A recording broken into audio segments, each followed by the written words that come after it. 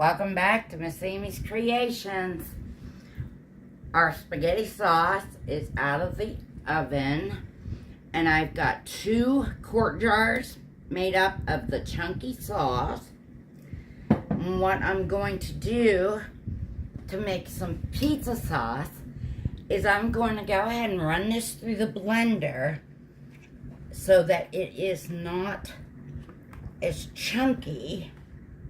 You'll have a little noise.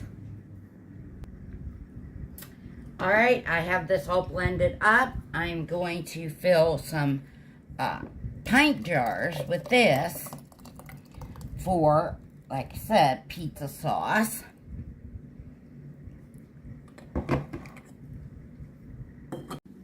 Alrighty, we're just going to take our chunky sauce and we're going to put it in to the blender.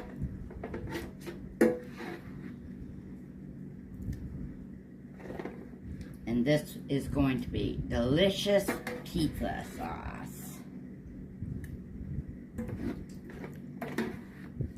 Folks, not only is this here great for your pizza sauces, but if you're having any spaghettis, any form of carbs like that, such as your noodles, macaronis, so like I said, the spaghettis, this here, your kids will love it because it will have vegetables in it, and you know how much kids hate vegetables. Alrighty. Now we've got all of that blended. We'll fill up this jar. And we got just a little bit left. And I will put that away and we will maybe toast some tortillas, make them into chips, eat it with this.